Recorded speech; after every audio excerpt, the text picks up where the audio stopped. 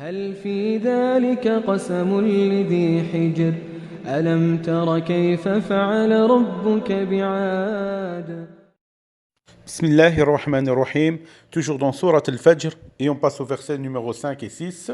هل في ذلك قسم لذي حجر ألم تر كيف فعل ربك بعاد. Donc qui signifie, n'est-ce pas là un serment pour un doué d'intelligence, n'as-tu pas vu comment ton Seigneur a agi avec Ad. Et on passe aux trois premiers mots de ce verset, qui sont هل في ذلك, qui signifie n'est-ce pas là. Donc ici, Rabbil Alamin s'adresse à tout le monde et va nous interpeller. Donc ici, il va nous interpeller par les serments qu'il a fait dans les 4 versets précédents. Qasamun, qui signifie serment ou bien jurement. Comme dans le premier verset où Allah Azza wa Jalla a juré par l'aube. Dans le deuxième verset, il a juré par les 10 nuits, subhanahu. Dans le troisième verset, il a juré par le père et l'impère. Et dans le quatrième verset, il a juré par la nuit qui s'écoule.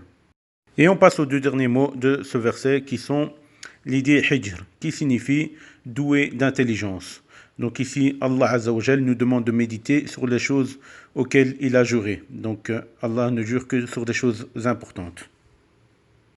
Et on passe au verset prochain et les 2 premiers mots sont Alam Tara, qui signifie n'as-tu pas vu. Donc ici, Rabbil Alamin va nous donner un exemple d'un peuple qui a été détruit par Allah Azza wa Jal, bien sûr. Et on verra en détail quel est ce peuple et pourquoi il a été détruit. Le prochain mot, c'est Keifa, donc qui signifie comment. Donc ici, Rabbil Alamin nous demande de méditer sur la façon dont ce peuple a été détruit. Et on passe aux 2 prochains mots qui sont Fa'ala Rabbuka, qui signifie a fait ton Seigneur. Donc ici, c'est Rabbil Alamin qui les a punis. Et on passe au dernier mot qui est Bi'ad, qui signifie avec le peuple de Ad. Donc ici, on va voir c'est qui Ad. Le peuple de Ad se trouvait au sud de la péninsule arabique et était du temps du prophète Hud, alayhi salam. Donc c'était un peuple qui avait une corpulence très très forte, qui était immense et très orgueilleuse. Et qui pensait que personne n'était plus fort que eux. Donc c'est pour ça que Allah Azza wa Jal leur a prouvé qu'il y avait quelqu'un au-dessus de eux.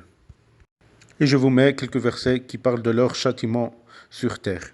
كذبت عاد فكيف كان عذابي ونذر إنا أرسلنا عليهم ريحا